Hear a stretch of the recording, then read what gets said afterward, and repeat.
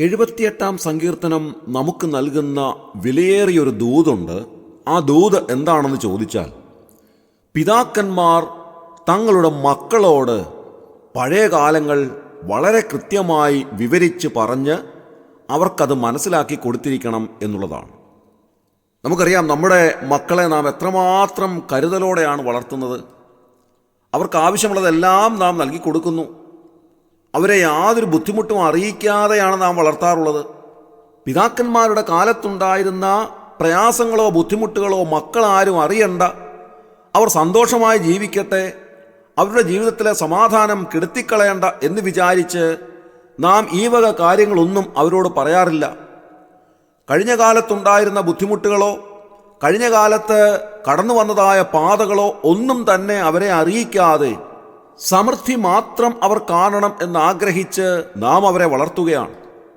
അതുകൊണ്ട് ഇന്നത്തെ കുടുംബങ്ങളിലെ പല കുഞ്ഞുങ്ങളും വിചാരിച്ചിരിക്കുന്നത് അവരുടെ പിതാമഹന്മാരുടെ കാലം മുതൽ അവർ ഇങ്ങനെ വലിയ സൗകര്യങ്ങളിൽ ജീവിച്ചിരുന്നവരായിരുന്നുവെന്നും വലിയ സമ്പത്തിൻ്റെ ഉടമകളായിരുന്നു എന്നും ഒക്കെ അത്രേ. അതുകൊണ്ട് സംഭവിച്ച ദുര്യോഗം എന്താണ്? പല കുടുംബങ്ങളിലെയും കുഞ്ഞുങ്ങൾ വഴിതെറ്റിപ്പോയി. മിക്ക കുടുംബങ്ങളിലെയും കുഞ്ഞുങ്ങൾ ആർഭാട ജീവിതം നയിക്കുന്നവരായി തീർന്നു. വളരെ ചെറിയ കാലം മുതൽ തന്നെ അവർ ആവശ്യമില്ലാത്ത കൂട്ടുകെട്ടിലേക്ക് പോവുകയും ദുഷിച്ച സ്വഭാവങ്ങൾക്ക് അടിമകളായി തീരുകയും ചെയ്യുന്നു. ലഹരി ഉപയോഗിക്കുന്ന കുഞ്ഞുങ്ങളായി, മദ്യപാനം ചെയ്യുന്ന കുഞ്ഞുങ്ങളായി അവർ മാറിക്കഴിഞ്ഞിരിക്കുന്നു. മറ്റുള്ളവരുടെ പ്രയാസങ്ങൾ എന്താണെന്നോ അവരുടെ ആവശ്യങ്ങൾ എന്താണെന്നോ അല്ലെങ്കിൽ അവരുടെ അരികിൽ ചെന്ന് അവരോട് സഹതപിക്കുവാനോ അവരോട് സഹകരിക്കുവാനോ അവരെ സഹായിക്കുവാനോ ഒന്നും മനസ്സില്ലാത്ത ഒരു സമൂഹമായി ഇന്നത്തെ കുഞ്ഞുങ്ങളൊക്കെ മാറിപ്പോയി എന്ന് പറയുമ്പോൾ നാം എത്രമാത്രം നമ്മുടെ പൂർവ്വകാലം ചിന്തിക്കേണ്ടതായിട്ടുണ്ട് എന്നുള്ളത് ദൈവവചനം തന്നെ നമ്മെ അറിയിക്കുകയാണ്. 78 സങ്കീർത്തനത്തിൽ ആസാഫ് അതിൻ്റെ ആരംഭ ഭാഗത്ത് തന്നെ പറയുന്ന ഒരു കാര്യം ഇങ്ങനെയാണ്.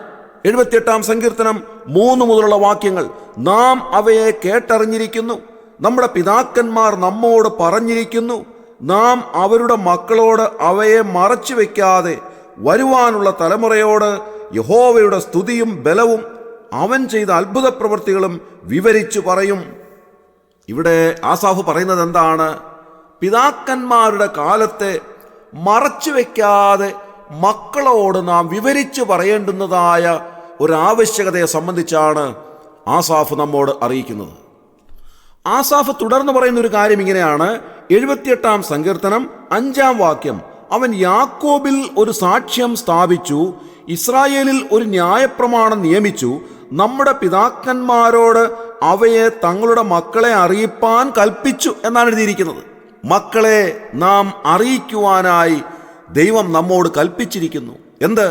പഴയകാലത്ത് ദൈവം നടത്തിയ വിധങ്ങൾ, എങ്ങനെയാണ് ദൈവം നമ്മെ പോറ്റിപ്പുലർത്തിയത്, ദൈവസന്നിധിയിലേക്ക് നാം വന്നപ്പോൾ എന്തൊക്കെ അനുഗ്രഹങ്ങൾ നമുക്ക് ലഭിച്ചു, പിതാക്കന്മാരുടെ കാലത്ത് ദൈവം അവരെ അത്ഭുതകരമായി വിടുവിച്ച വിധങ്ങൾ, അത്ഭുതകരമായി നടത്തിയ വഴികൾ, ഇതെല്ലാം തലമുറകളോട് അറിയിക്കുവാൻ നാം ബാധ്യസ്ഥരായിരുന്നു, നാം ബാധ്യസ്ഥരാണ് എന്ന് ദൈവവചനം നമ്മെ ഓർമ്മിപ്പിക്കുകയാണ്.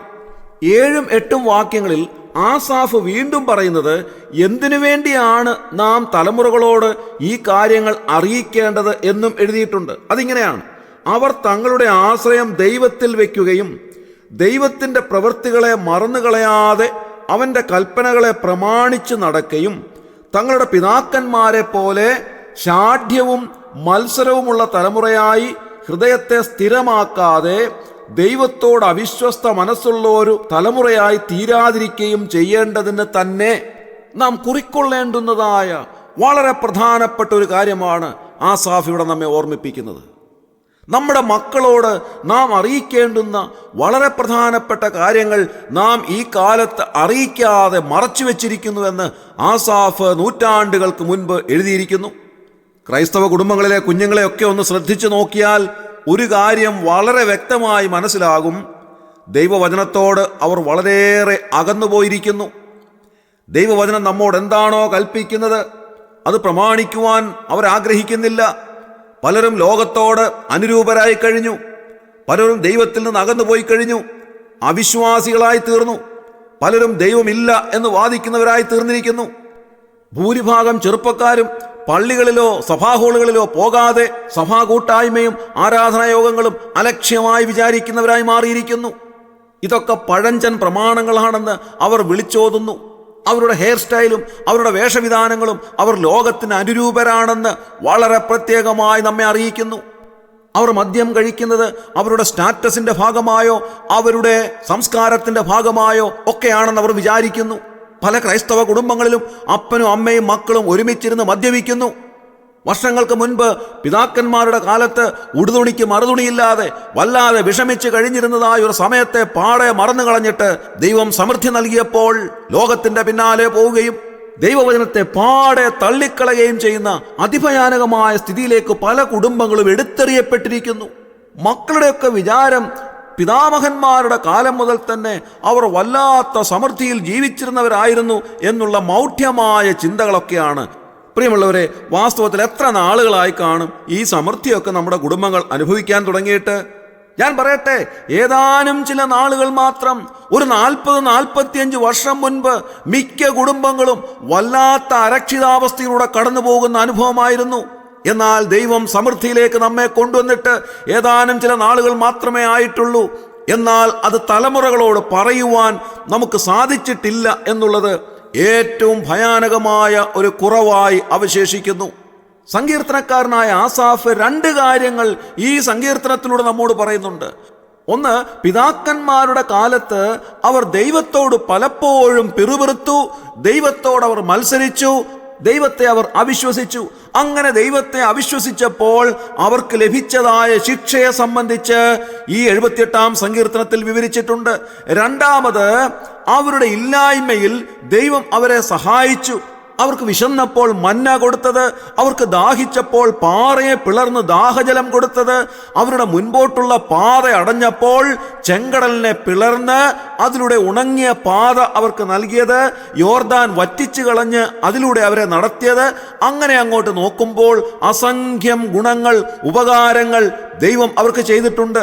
ഈ കാര്യങ്ങളെല്ലാം 78-ാം സങ്കീർത്തനത്തിൽ വിശദമായി പറഞ്ഞതിന് ശേഷം ആസാഫ് പറയുകയാണ്, നിങ്ങളുടെ മക്കളോട്, തലമുറകളോട് നിങ്ങൾ ഇത് അറിയിക്കണം, അല്ലെങ്കിൽ അവർ ദൈവസന്നിധിയിൽ നിന്ന് അകന്നു പോകും. ഇത് വാസ്തവമായി നമ്മുടെ തലമുറയിൽ സംഭവിച്ചിരിക്കുന്നു എന്ന് പറയുന്നതിൽ വളരെയേറെ സങ്കടമുണ്ട്. നമ്മുടെ പിതാക്കന്മാരുടെ കാലത്ത് ദൈവം അവരെ നടത്തിയ വിധങ്ങളും അവർ ദൈവത്തോട് മത്സരിച്ചപ്പോൾ ദൈവം അവരെ ശിക്ഷിച്ച വഴികളും എല്ലാം നാം നമ്മുടെ മക്കളോട് അറിയിക്കേണ്ടുന്നതായിരുന്നു, തലമുറകളോട് അറിയിക്കേണ്ടതായിരുന്നു. അവർ ദൈവത്തോട് ദുശാഠ്യം കാണിച്ചാൽ ദൈവം അവരെ ശിക്ഷിക്കുമെന്നും അവരുടെ ജീവിതത്തിൽ വലിയ പ്രയാസങ്ങൾ നേരിടുമെന്നും നാം അവരെ അറിയിക്കേണ്ടതായിരുന്നു. ദൈവത്തോട് അടുത്ത് ചെല്ലുമ്പോൾ ദൈവം അവരെ സഹായിക്കുമെന്നും അത്ഭുതകരമായ വഴികൾ അവർക്ക് കാണിച്ചു കൊടുക്കുമെന്നും അവരെ അറിയിക്കേണ്ടതായിരുന്നു. ഒരു കാര്യം പറയണമല്ലോ പ്രിയമുള്ളവരെ, അറിയിച്ച ധാരാളം കുടുംബങ്ങളുണ്ട്. കുഞ്ഞുങ്ങളെ വളരെ കൃത്യമായി ഈ കാര്യങ്ങൾ പറഞ്ഞുകൊടുത്ത് പിതാമഹന്മാരുടെ കാലം മുതൽ ദൈവം അവരെ നടത്തിക്കൊണ്ടുവന്ന എല്ലാ വഴികളും കൃത്യമായി മക്കളെ അറിയിക്കുന്ന അനുഗ്രഹിക്കപ്പെട്ട തലമുറകളുണ്ട്, അനുഗ്രഹിക്കപ്പെട്ട കുടുംബങ്ങളുണ്ട്. അവരെ ഓർത്ത് ഞാൻ ദൈവത്തെ സ്തുതിക്കുകയാണ്. അവർ ദൈവസന്നിധിയിൽ നിന്ന് പിന്മാറിപ്പോവുകയില്ല.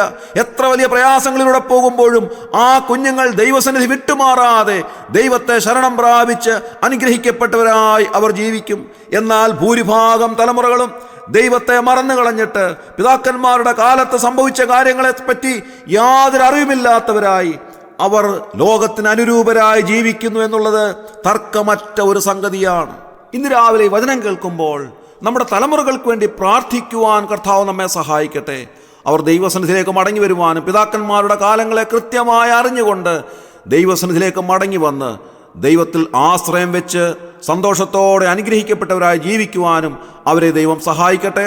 നമ്മുടെ കണ്ണുകൾ അടയ്ക്കാം, പ്രാർത്ഥിക്കാം. ക്രിസ്തുയേശുവിലൂടെ അതിവാത്സല്യമായി ഞങ്ങളെ സ്നേഹിക്കുന്ന സ്വർഗീയ പിതാവാൻ നല്ല ദൈവമേ, അനുഗ്രഹകരമായ ഈ ദിവസത്തിൽ ഉണരുവാൻ ഞങ്ങളെ സഹായിച്ചതിനായി ഞങ്ങൾ നന്ദിയോടെ സ്തോത്രം ചെയ്യുന്നു.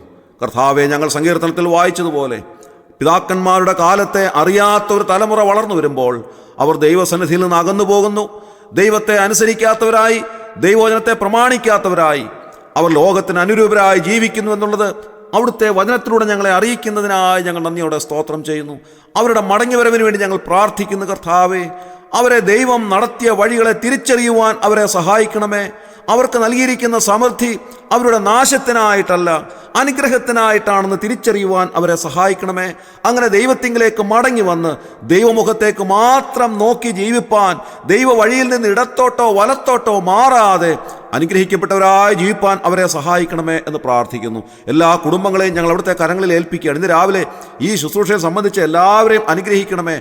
അവരുടെ കുടുംബങ്ങളെയും തലമുറകളെയും അനുഗ്രഹിക്കണമേ. അവരെല്ലാവരും ദൈവസന്നിധിയിൽ അനുഗ്രഹിക്കപ്പെട്ടവരെ നിലനിൽപ്പാനിടയാക്കണമേ. അവിടുത്തെ വരവ് താമസിക്കുന്നെങ്കിൽ കർത്താവെ നല്ല സാക്ഷ്യത്തോടെ ജീവിപ്പാൻ അവരെ സഹായിക്കണമേ. ഞങ്ങളുടെ പ്രാർത്ഥന കേട്ടതിനായി സ്തോത്രം. ഞങ്ങളുടെ കർത്താവിന്റെ രക്ഷിതാവുമായ യേശു ക്രിസ്തുവിന്റെ ധന്യമായ നാമത്തിൽ തന്നെ ആമേൻ.